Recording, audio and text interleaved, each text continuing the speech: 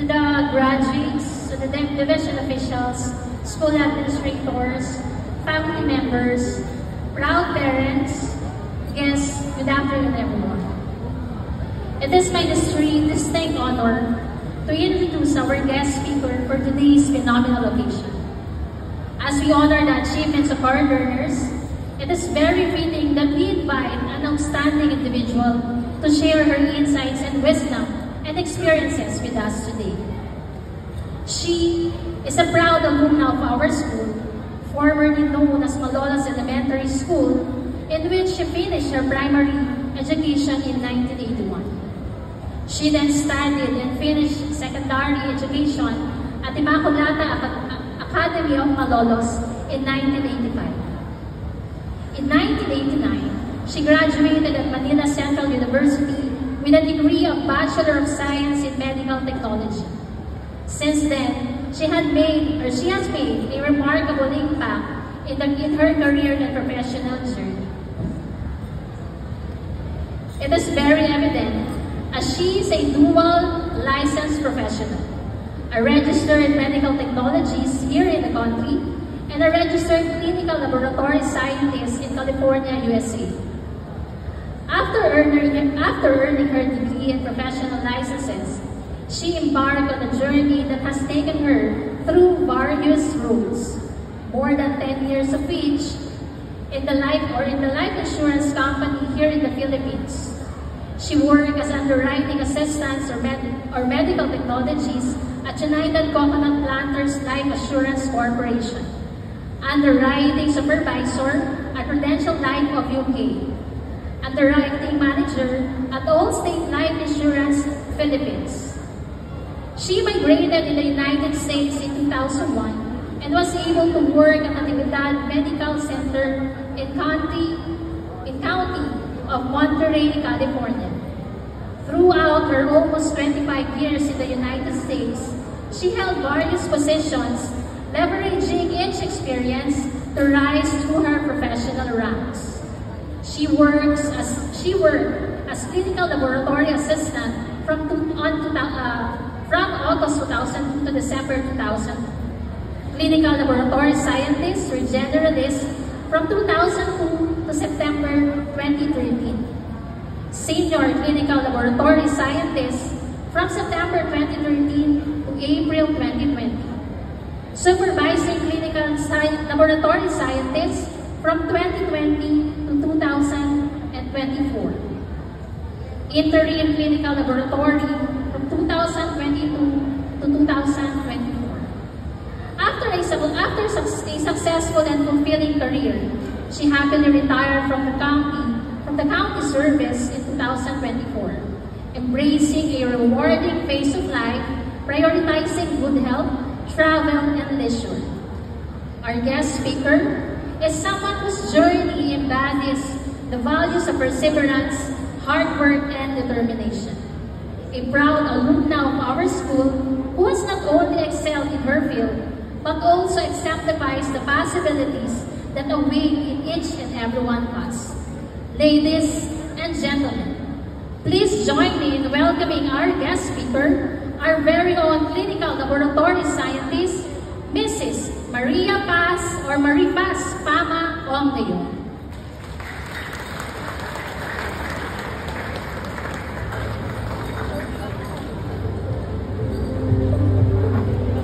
Take your seats. Thank you. Thank you po, Ms. Jonathan, for that wonderful introduction.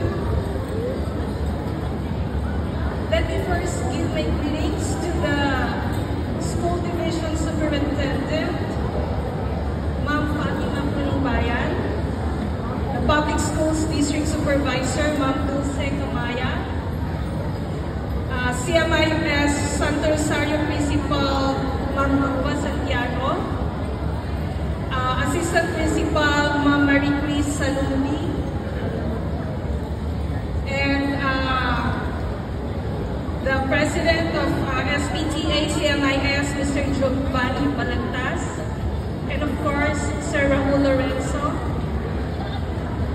To all the teachers, parents, and most of all, graduates of the elementary batch 2025, magandang hapon po sa inyong lahat. 105 taon ang pagtatapos ng ating paaralan. And I can say that I am a proud alumna of Malolos Elementary School. It is with great honor and privilege to be here before all of you today, as you mark an important milestone in your academic life, as you completed the first 6 years of your primary education and will be embarking on the next phase of higher education, which is high school. Mabuhay kayong lahat. As we reflect on the theme of this year's graduation, it is important to note that you have completed the basic foundation of your education to help you achieve the necessary skills, knowledge, and self-awareness that are important in going forward in unity towards the change that we are all hoping not only for ourselves but also for our beloved country. Bilang kabataan, sa inyo mag-uumpisa ang pagbuo ng isang matatag at nagkakaisang bansa. Hindi pwede ang kanya-kanya or hati-hati. Hindi uusad or magkakaroon ng progress ang community kung hindi tayo magkakaisa. And if you want to see change and see our country prosper, then it has to start with yourself. Use your unique talent and the skills you have learned in order to contribute to the development of our beloved country. As you graduate today, you are not just taking the next steps into your personal success, but rather, you will be working in a collective journey of ensuring that each one of you will play an integral role in the development and growth of our beloved Philippines. If I may call this generation the Alpha generation, right? Siya yung asawa ng Because you were born natin. between 2010 and 2024. So, Alpha Gen. Ano ba ang katangian ng mga Alpha? Punta kayo. According to Google, kayo daw ay nagsilaki, surrounded by technology, making you all tech-savvy and very familiar sa digital world. Kayo din daw ay exposed sa diverse range of cultures and information through the internet and social media. True enough, marami biyak sa inyo ang mahilig mag-TikTok, Facebook, at Instagram, right? Am I right? YouTube na rin ang channel nyo. Oh, I am sure marami ang nagsilaki sa inyo watching Coco Melon, right? Peppa Pig, Blippi. Kilala niyo si Blippi? And I am sure experts din daw kayo sa technology because at very young age, exposed na kayo sa mga screens and digital services. Noong nag-umpisa ang COVID-19 pandemic, kayo ang pinakabata at pinakaunang generation na naka-experience ng remote classrooms, streaming devices, and portable digital services. Imagine the challenges brought about by the pandemic's educational system all over the world. And it was not easy. I am sure sa mga panahon na yun, sa kritisyo at kalbaryo ang inabot ng mga magulang at teachers ninyo. Am I right? Yes? Sa kanya, chip. At lalo na kayo, di ba?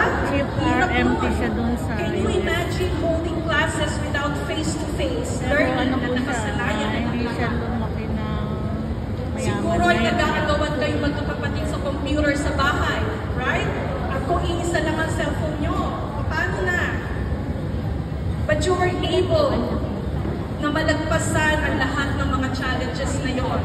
So congratulate yourself, all your teachers and parents for that.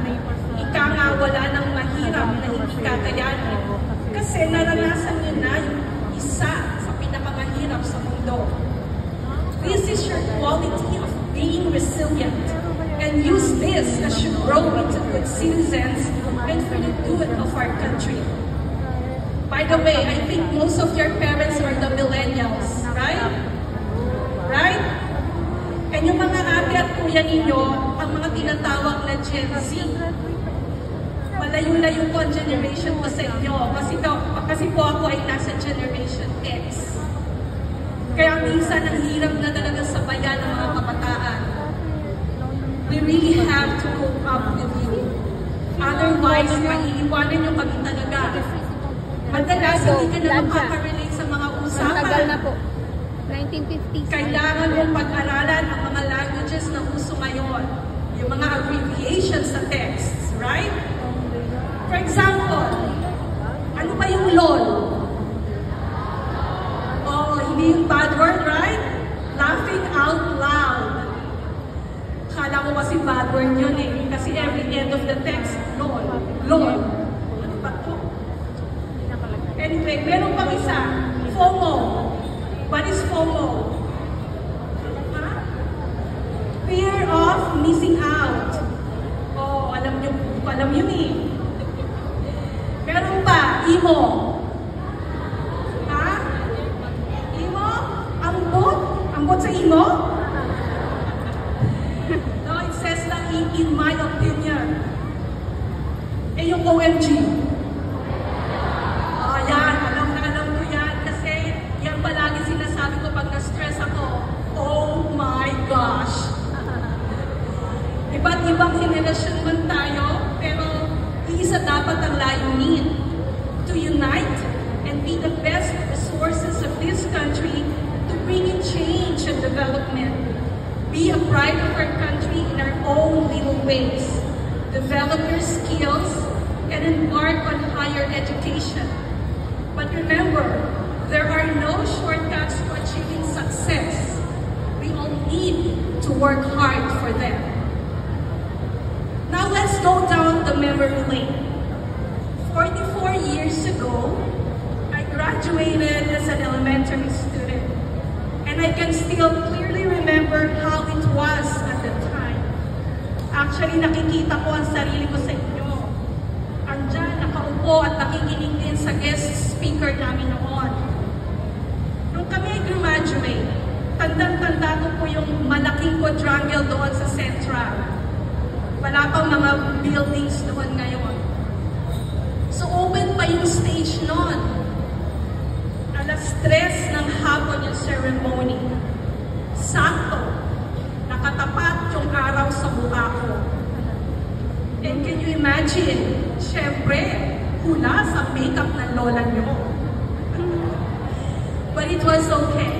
Because I know that I will be going up the stage to receive my award. Kahit hindi man po ako first honor noon, nakatanggap naman ako ng second honorable mention. And I made my parents proud kasi kahit paano, may honor there. Meron pa po mas matatalong sa akin, pero okay lang po sa akin. Masarap balikan ng mga nakaraan. And I always remember yung masasarap na pagkain sa aming school canteen. Pansit, spaghetti, arroz caldo, may samalamig pa na nakalagay sa plastic na may straw. Busog na ako noon. Hulaan nyo magkano baon ko. I started with 1 peso when I was in grade 1. But when I graduated grade 6, 5 pesos na ang baon ko. Pero busog na ako noon. Mura pa po, bilihin ng araw. Tapos naalala ko pa rin yung mga field demonstration, araw ng pagitingan, United Nations Day, Teachers Day, at kung ano-anong day pa yan. Siyempre, always looking forward ako palagi sa Monday. Kasi meron po yung flag ceremony. Kasi na-assign ko akong impas ng bayang Mag-Iliw, okay, at mag-lead ng Panatang Makabayan. Gusto ko po yan. Medyo achiever din po ako ng elementary. Modesty aside, naging panlaban din po ako ng Central sa mga declamation contests, balagtasan at saka oration. I also remember yung mga, meron pa pala, bis-bis, sumasali din po ako dyan. I also remember yung mga future homemakers of the Philippines, Girl Scout of the Philippines, at Star Scout pa, wherein kukuha ka ng ninong at ninang sa tito, tita, or friends ng parents mo during investitures. So, hindi lang po ninong at ninang sa kumpil at binyag meron ako. Meron din Okay? Kaya kung nadagdagan ang mga aginaldo ko nung Pasko, kasi dumami ang ninong at ninang ko dahil dyan. Tapos I remember yung mga school jamborees. Naku, gustong-gusto ko yan kasi nag-overnight kami sa mga ibang schools. Masaya kasi may kasamang takutan at kwentuhan. At the same time, nakakamit kami ng mga bagong friends namin doon. Tapos may bonfire pa. Ang saya-saya talaga. Ang bilis ng panahon, but memories remain as if kahapon lahat ang mga yun. I am sure maraming rin kayong mga memories sa last 6 years of your elementary life. Carry them on to your high school life and onwards.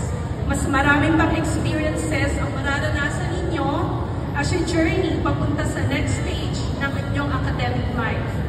May mga masasaya, may mga malulungkot, at asahan nyo na rin na may mga challenges ahead at mas marami yon.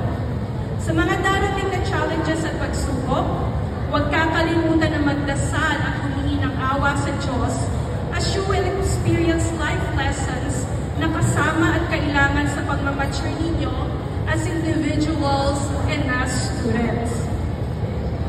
Alam niyo po, tinatanong ako ng mga millennial and Gen Z pamangkins ko on what advices daw I can impart to you guys. Kasi alam nila mag-guest speaker ako sa inyo ngayon. So, bali ilan lang silang pamangkin ko that I've always loved and supported. Parang mga barkada ko yun. So, sabi ko, well, whatever your parents and I always advise you, then yun na rin siguro i-advise ko sa kanila. Kasi mukha namang effective. Because in one way or the other, naging successful din naman sila. Yung isa kong pamangkin nasa New Zealand ngayon, yung isa ko rin pamangkin just passed the board exam and meron ding magtatapos sa PSIT. So, now I also want to take this opportunity to impart to you the same insights that I impart with them to help you prepare on your next journey. I hope they will be as effective. Una, I want to ask you first, sino dito may mga pangarap? Sino may pangarap? Lahat may pangarap? Very good.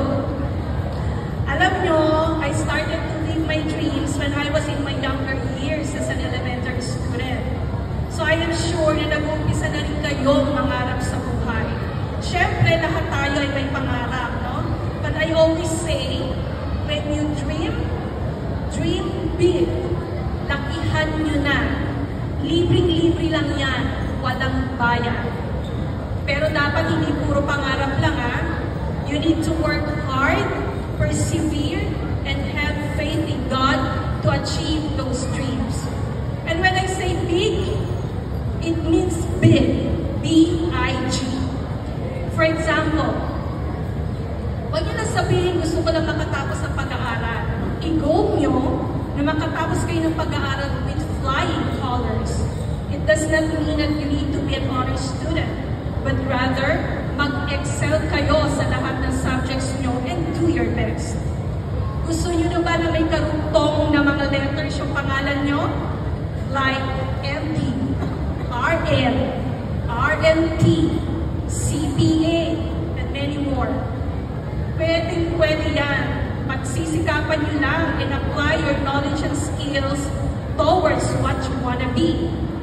Kung gusto nyo naman balang araw, magkaroon kayo ng sariling sasakyan, why? Huwag lang basta-bastang sasakyan, ha?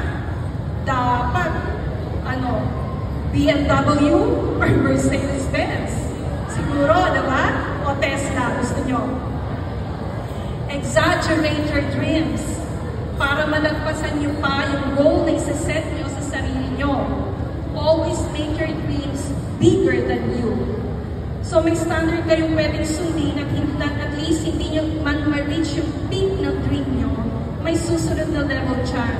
It's because sometimes you will not be able to achieve 100% of what you have hoped for.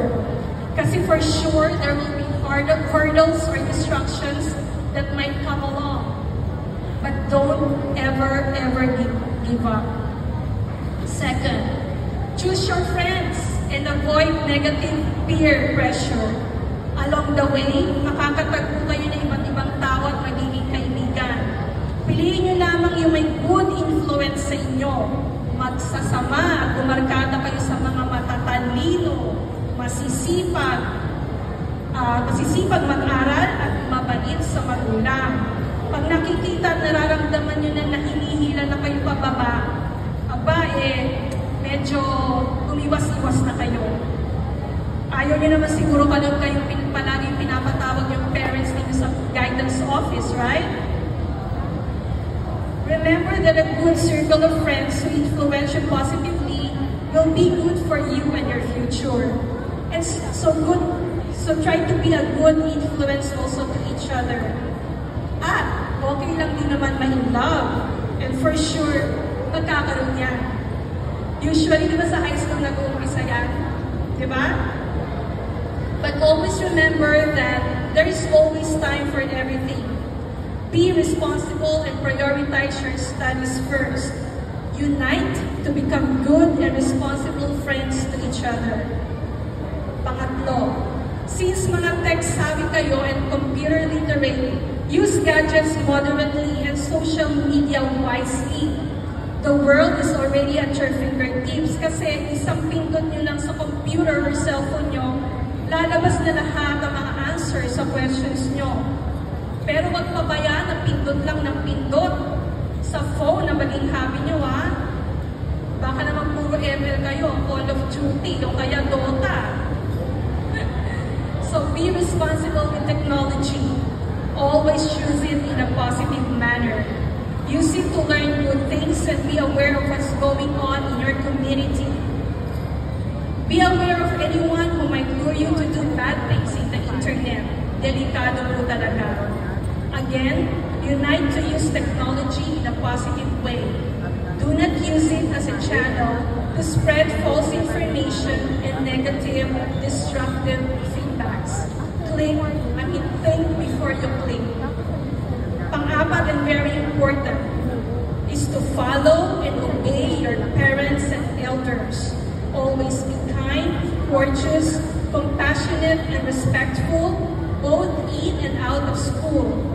Walang hindi ikabubuti ninyo ang gugustuhin ng mga magulang ninyo para sa inyo. They will always be there for you and will love you unconditionally. Yung mga nagtatagumpay daw ay yung mga taong marunong tumanaw sa mga magulang. Always honor your parents at huwag silang kakalimutan sa lahat ng tagumpay na makakamit ninyo. Mas lalo kayong pagpapalain. Those who honor their parents will have long and fruitful lives. So unite to be good children always. And last but not the least, and the most important of all, is trust in God. Pray, pray, and pray. Samahan niyo ng dasal at pagtitiwala ang lahat ng gagawin niyo. Offer everything to Him, all your achievements, successes, and even failures. Those are all parts of life and importante mapagdaanan. Alam niyo po, hindi rin naman din talaga naging madali ang pinagdaanan ko sa buhay. Naghirap din po ako para na makamit ang aking mga pangarap. Nag-experience din po ako na mawala ng baon. Kasi po yung father ko, sino dito may OFW na parents? Meron ba? Meron. So yung father ko nawawalan niya ng trabaho kasi hindi permanent ang trabaho niya sa abroad. So that was during my high school and college. So doon nasubukan yung aking pagsusumikap para makatapos ang pag-aaral na kahit walang baon sa school, okay lang. Na-experience ko rin po ang lumuwas ng Maynila, okay, to take my final exams, na pamasahe lang papunta sa Manila ang bawang ko. Wala po akong pamasahe pa uwi. So, paano na ako uwi, diba? So, sabi ng father ko, it's okay, susunduin kita, gagawa ako ng paraan. So, awa naman ng Diyos, nasundo naman niya po ako. Pero iniisip ko na nung kung paano ko maglalakad from Manila to Malolos. Ilang na-inspire din po ako talaga to be successful in life. I promised myself that I will be working abroad. Goal ko rin kasi to travel the world. So my husband and I took the chance to go to the United States. We both retired from our companies. Siya po sa Philippine National Bank as a bank officer officer, and ako naman po sa All State Philippines as underwriting manager. So we packed our bags and decided to start a new life there. And hindi rin po naging madali ang pag-umpisa kasi po doon sa States, marami po kami dinaanan pagsubok. We started literally from the bottom. Imagine, from being company officers, nag-start kami bilang tagaluto ng puto at kutsinta sa isang maliit na garahe. Naging cashier din po ako sa Kmart, and then my husband was a physician. Wait, hindi yung physician na doktor ha. Siya yung physician na naglilinis ng isda, pagkakaliskis ng isda. Kaya fish-shishan. I mean, medyo mababa sa paningin ng iba pero marangal at patas. Kasi sa Amerika po, walang kwenta nag-experience namin dito sa Pilipinas. Doon kasi, you will only get hired in a legal manner if you are certified or licensed. Pero sabi ko, hindi po pwedeng ganito na lang kami. We had to do something. So nag-review ako at nag-aral ulit to take the California State Board exam as a clinical lab scientist. Then sa kakadasal, kasama ang sipag at tiyaga, at literal na dugot pawis, kasama ang luha pati na uhog, I passed the board. And this made a complete turn in our lives. Sabi ko sa sarili ko, eto na, I can start fulfilling my American dream. Then a county hospital sponsored me for a job in the laboratory, and the rest is history. Nag-umpisa din po ako sa pinakaibaba as a phlebotomist or tagakuha ng dugo, and slowly rose from the ranks until I supervised and managed the hospital's entire laboratory with more than 80 staff under my leadership. Different nationalities and different cultures. My husband also studied to become a nurse assistant. Yes, too far from what he used to do in the Philippines. But he also excelled in his career change. He was even awarded the Partners in Caring Award by the County of Monterey. Iba talaga ang Pinoy. We worked in the hospital for almost 25 years. Stressful, but fulfilling and well worth it. Until we decided to retire last year para mag-enjoy na rin kahit papano after so many years of working so hard. And I tell you, there's really no place like home. And it's more fun in the Philippines. That's why we have decided to retire in the Philippines permanently. Ika nga sa song, babalik at babalik ka rin. And looking back, I can probably say, yes, I did it. Kayo din, kayang-kaya niyo yan. Kayo din, someday, you will look back and say, yes, I did it. You will bring pride to your country, to your family, and fulfillment to yourself. Kahit sabihin public school, aba, quality education talaga yan. And I can say na dito ang mga best teachers natin. Do you agree? Yes, right? Sa totoo lang po, mas kabisado ko pa ang mga names ng teachers ko during my elementary and high school. But for some reason, I cannot remember all the names of my college professors. Alam ko po yung mga teachers ko ng elementary, yung iba, sumakit ng buhay na, yung iba naman, buhay pa, malalakas pa. And I thank them because they were the first ones who honed and gave me the foundation to be who I am today. So, I advise you not to forget your elementary teachers as you journey to the next stages of your educational life. Why? It's because they actually lay the foundation for your future development and learning. Sila yung mga nag-guide sa inyo to prepare your young minds for higher education and shape each of you to become well-rounded individuals, and they serve as your role models and mentors for lifelong learning. It will be nice to always remember them. And just to mention, and I would also like to give honor to my lolo, Mr. Alfredo Ladja, na naging principal ng Malolos Elementary School noong dekada 50, and same with my lola, Mrs. Dolores Ladja, na naging guro din po ng paaralang ito. So now, may I request everyone to stand up? Please, stand up. Okay, look at your teachers. Look at your teachers. And say, salamat po sa tiyaga at paggabay.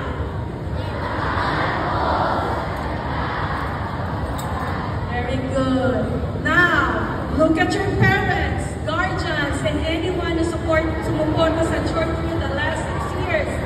Mama, Papa, Nanay, Tatay, okay?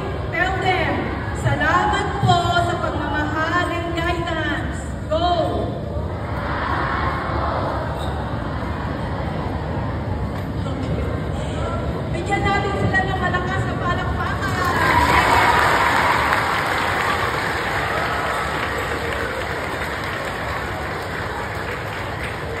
You may now sit down. Thank you very much.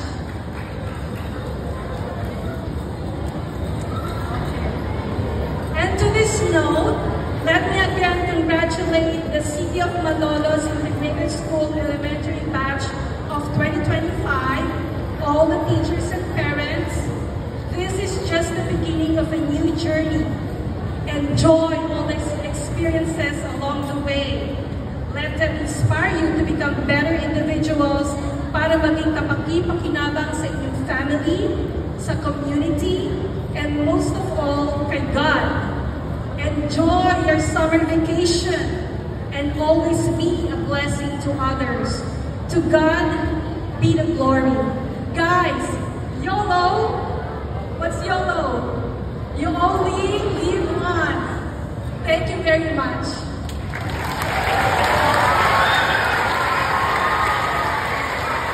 Maraming salamat po, Ninang Maripas King of Leon.